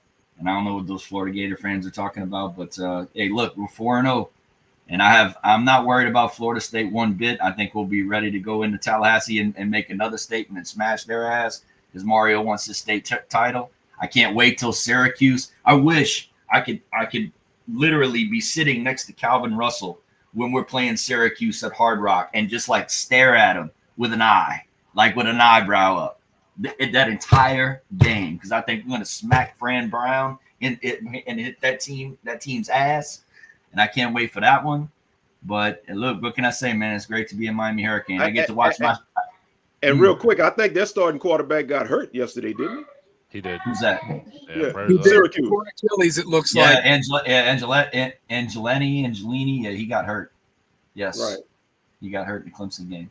And I get to go watch my Chicago Bears probably lose to the freaking Dallas Cowboys, but we're that bad. Oh man, Y'all gonna look like ass, bro. 2 cheeks are cracking, pimples and dimples all over, man. You got that. Trade Caleb Williams. Hey, look, now, hey, Stallion, we're the ones that's going to be tanking for the number 1 draft pick, Ruben Bain. We're going to get to number 1 before your team does. It's a race. It's a race to being on the clock. Yeah, no, we need offensive line. No, you can take Ruben Bain. We're going to take Malinois with the 2nd pick or whatever, because it's a race to 0-16 at this point. So we have no pass rush. We can't stay. You want to talk NFL? We got no pass rush. We can't stay healthy. Caleb Williams sucks. Listen. 11 sacks. Poor Cam Ford. He might die back there. Listen. I hate to break both of your hearts, and I'm not a fan, but I'm gonna talk to some of my fellow Saints fans down here, my fellow Saints and people down here, and I'm gonna tell them and say, look. Get them some doggone gumbo and etouffee and all that stuff ready, because Bain is coming to New Orleans. They're going to have the number 1 pick, as much as I hate to say it. You know, but I'm going to buy a Saints jersey and support him because he is a Hurricane. So go ahead, Chris. With the teams on that show that we all like, man, you need to have race to number 1 on the draft board. That's what you need to rename that show. Me and D will definitely on the clock. Me and D will definitely get that going. Between the Raiders, the Bears, the Steelers, the Dolphins, man, race to on the clock. Yeah, I don't doubt. Talk to right. Talk to us, Chris Kane. Give some departing words, bro. Well, the only team that I really got right now is Miami Hurricanes, because Jacksonville ain't doing nothing and the Giants ain't doing nothing either. So I'm kind of a little partial of, I don't even care who plays right now. I just look for I just listen for my name. That's the only thing that I listen for right now. And ain't nobody calling for nothing. The Giants ain't doing nothing. Jags ain't doing nothing. Go Canes. Only thing I'm gonna say is go into Tallahassee the next 2 weeks. Build this stuff up. Make sure you go in there and make a statement. And we go in there and we handle business and we run the tables like how we should. Because this is our time for us to do it. Everybody said we missed our chance. Let's prove them wrong and let's get our second chance and let this be our Cinderella story where we actually go and we do something and actually put some implements and make a statement. Not only being state champs, but let's go to that ACC championship game and let us go ahead and get that ring that we finally so humbly deserve and get to them playoffs. And if I'm going to tell you right now, if they have it to the point, because Coach Hayes has been saying this, everybody get your tickets December 6th to go to the ACC championship. Let me tell y'all something. I don't care what I got to do or where I got to go or where I got to get this money from. But if we get our motherfucking ass down there at that rock when the national championship is being played this year, I don't care if I got to sell blood or my firstborn. I'm going to that game. I'm going to that game. I don't care if I got to start an OnlyFans. I don't care if I got to do anything else. I'm going to that game. Go fund me for Chris King. I'm telling you. If we all go to Charlotte, I got a great Italian restaurant. If y'all like Italian food, we can go to and party. It's I love it. Stadium, nice. So we'll go. I love it. So. I love it. Most def.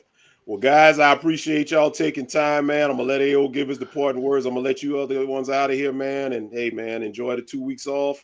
And I'll be talking to you guys individually. So appreciate y'all. AO, do. No doubt. AO, talk to him, bro. Let him know what's happening. So kind of like a recap for what we talked about, man, is I will never underestimate any opponent we face. You know, every game you can win or lose. I don't care what the scoreboard says. I don't care what a roster says. I don't look at shit on paper. You line up and you gotta spot the ball, right? But I will say that last year left a lot of bad taste in people's mouths of why this game means a little bit differently this year compared to other years prior. This team has known success and it's known failure. Failure teaches you lessons. So does success. This team isn't going to hear all the hype. I think this game was a little bit different because of College Game Day being on the field, you know, being on campus. It gets a little loud on Friday when you're there, right? Mm-hmm. But this game is a little different. We're going to have a week to kind of let the noise go to some other teams, right? I think you're going to see a team come out in Tallahassee that's focused and locked the hell in. I think going forward, then we get that, you know, we have another bye after that. And I think you really see a different type of Miami team, something we've been waiting for years on. We're not gimmicky. I love those chains behind me, but that was all gimmick. There was no substance behind those wins. Right. Last year, we knew what we were after the USF game. Last year, we knew we had holes that we probably couldn't fix. We were just hoping that people wouldn't expose it. and we relied on a generational QB. Yes. We should have lost 5-6 games last year. Really. I mean, you lost probably 3 wishy-washy games, but there was 2 that you're like, we need bailout money on this, and we got that. But to see the rise and then expect a fall, we can't be in that same you can't have that same cycle over and over and over again. You have to, like kind of what Katie's been going through in this chat. You have to say, you know what? The past is the past, and how can we help it by making sure we're in the stands for every fucking game, that we're bringing energy every goddamn year. You know what I mean? Like, we have to evolve as much as we need this team to evolve. So to me, it's like this. Gotta stay excited for the team. Even if you don't like Mario, be excited for the team, because people run to our chats, run to our clips, run to what we say and to what the media says and says, look, this is another reason you shouldn't trust Miami. Why do you think Russell's been at all these games locking in on Malachi Toney, and people are forgetting about that? Like, he ain't at the Syracuse game. They played a ranked opponent. They could have been at the kind of surprising, right? You committed to Syracuse, and yet you're over at the Miami and Florida game versus the Syracuse and Clemson game. Like, wait a minute. You're in our locker room. You're holding up a sign of Malachi Toney, who's going to be there no matter what next year with you. Right. That starts getting in your mind of, we're creating something different. And that's what's exciting, is it ain't just thrown together as a one-trick pony, as 1-year thing. We're building, bro. Like, I think that's the most exciting part to keep in mind, is you don't have to like the coach. You don't got to like the QB. You don't got to like this or that. But putting it all together, there's so much to be excited about. That's what I hope people take away from this Miami team, is the excitement that you're getting what you wanted 5 years ago, 6 years ago. You saw an incompetent team smoking weed before games, partying on a Friday, having a game on a Saturday, bro. And do you think any of these players would even think about doing that on this team? Right. We established a culture that we're not the laughing stock of college football anymore. When people say the U is back, we used to look at them and kind of squirm, like, please don't say that. Please don't do that to us. I still do. Because we don't want the rise and then the downfall, right? Like, we didn't want that shit. So in my mind, to Katie's, a lot of her comments, I understand, because I was on the same boat last year. Yeah. I'm expecting the downfall. I didn't want to get too excited, buy too much shit, and get yelled at by my wife that there's way too much stuff in our house for Miami. But this year feels different because we're so much more complete that I can sit there and tell her, look, I might need to get a ticket to go to Charlotte. Well, why is that? Because I believe that this team is going to make it there. And it's not just bullshit coming out of my mouth with it. I believe that we can get there. And that's what you have to have going into the stands. And then that's what travels to the team. And that's what becomes in their ear is, why not go out on Thursday? I got a bye week. Oh, because we're trying to make it to Charlotte. Because we're trying to make it to the Natty. That's what stays in their head. And that's what you want them to keep hearing is Natty. Focus, and get there. So anything in this week is, this might be real. And keep that in mind. That you don't want to be on the other side of history when it comes down to that of, did you really believe in your team when they made it to there?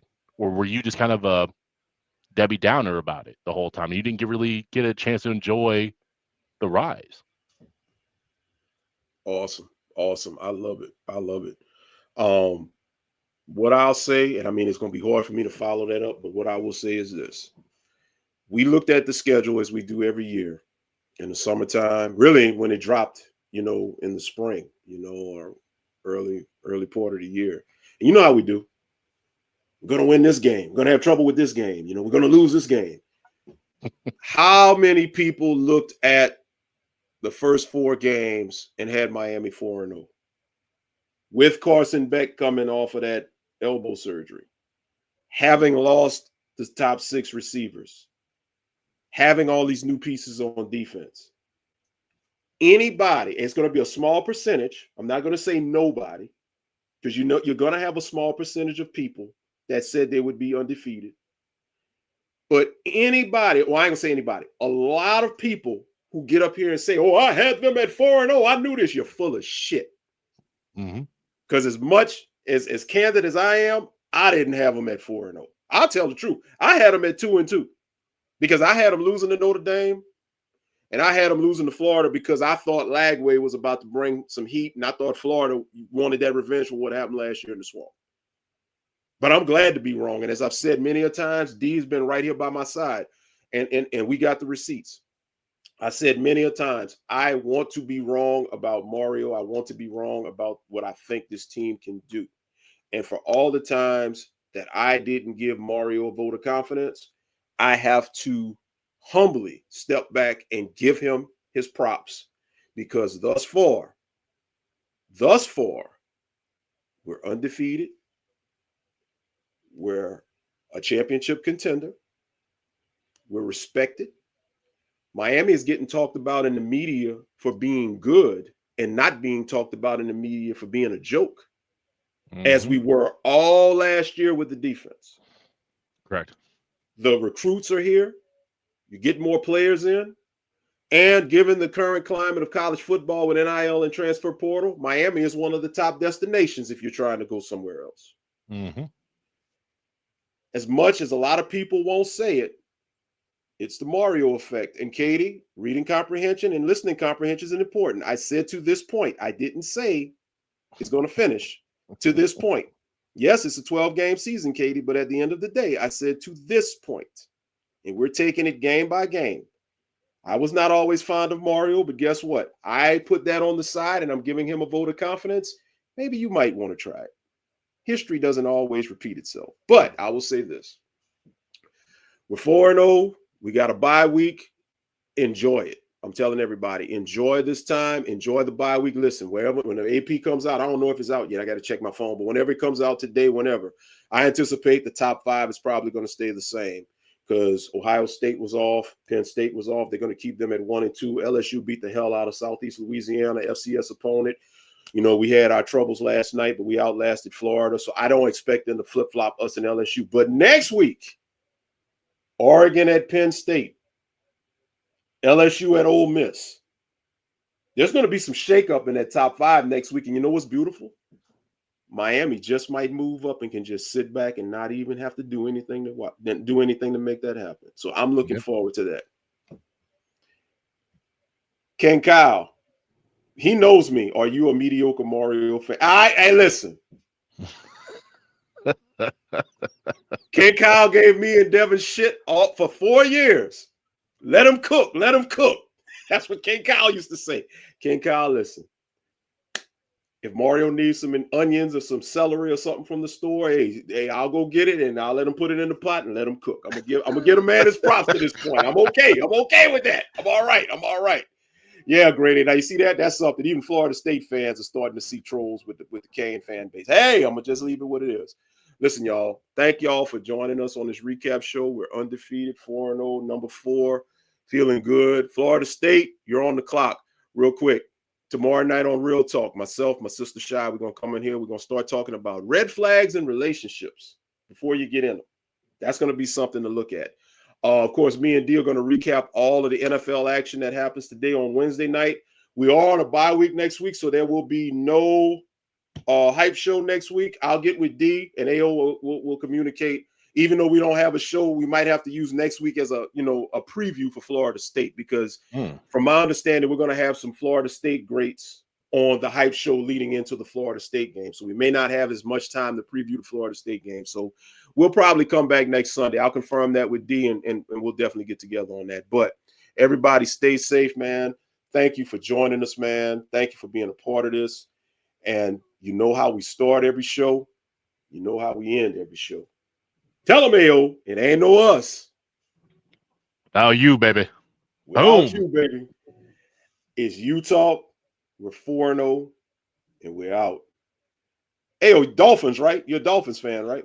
Oh, no, 0 NFL squads. My buddies get so mad about it that they try and draft me every couple of years to committing me to one NFL team. All the Canes used to go to all the NFL teams, so I never would root against a Cane. So I would watch every NFL team and root for those guys, but I never locked into one. It drives them nuts because they're all locked into their teams, and I get to make fun of all of them on Sundays about it. But yeah, no NFL team. I don't have to have the secondary heartbreak on Sundays. Like, I get to enjoy that part. It's you know what? Real quick before we get out of here, you're right. It's hard because as a Pittsburgh Steelers fan, dude, it was hard to root against Ed Reed and Ray Lewis. I couldn't. Right. Willis McGahee. I couldn't do it. It's like I kind of had to, hate Baltimore, but I'm like, listen, I can't stand Baltimore, but if Ed Reed gets an interception, or Ray Lewis knocks somebody out, or McGahee goes off, I ain't saying nothing. Just lose I can't the get game. mad. Yeah.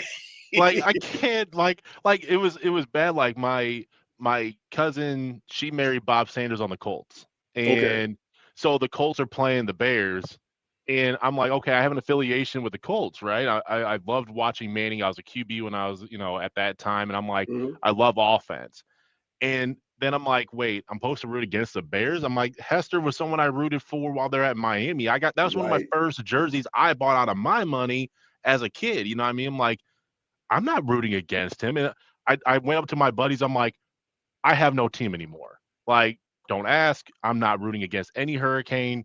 We're done. And I locked onto that for the next 25 years of you can't get me into one. But they got so mad about it. They're like, hey, we're putting that, the little online roulette. They put every NFL team on it, and we did literally a recruiting video of, okay, this is who I have to root for. Right now is the Chargers for one final year. Right. They're awful. So it's one of those things of I'm excited for that spin the wheel again, and hopefully I get somebody a little bit better to enjoy some dubs on a Sunday. No doubt. Well, listen, and it's less heartache too, because Lord knows if you watch the NFL show, you've seen how angry I get about Pittsburgh. But that's another discussion. That's another discussion. I'm gonna go see how Aaron Rodgers and them, they going to New England today. So I'm gonna go watch them and get pissed off, and I'll be back here on Wednesday night cussing with D. So if it makes you feel better, two of my buddies are both Steelers fans, so I hear it in our group text all the time about them all the time. So you understand? Hey, they're running through the pain with you. Facts. Well, old man, shouts out to you, my brother. I appreciate you riding shotgun as always. Shouts out to the chat as always as well. We out. Y'all lock in tomorrow night on Real Talk. We'll see y'all on the other side. Stay safe, stay prayed up. Hey, and if God says the same, we'll see you later. Peace. Yeah, I want to show some love, give some support to my boy Devin, founder of U-Talk Nation. Continuous success, brother. And all I got to say is, it ain't no me without you, baby. Ain't no me without you, baby. It ain't no me without you, baby. Yeah. U-Talk is the people show. Look, U-Talk, let the people know. Look, yeah. This is hurricane season. Only legends come up out there, you like Chris and Teigen. Name a letter better, W, that's what we preaching. Hurricane force winds whenever we breezing. Got rings for a reason. Look, we treat a gator like the swamp people, and Seminoles like the block people. And for my dogs, I will drop people. Just being frank, I got they flank like a cornerback. And I ain't even much a Florida cat, but hurricanes, I know more of that than most. Cause I seen them turn our houses into boats. That's that real talk, baby. I hope you was taking notes. That's the real talk, baby. Yellow Nation, coast to coast. It's that U-Talk. Yeah. It's U-Talk, baby. Yeah.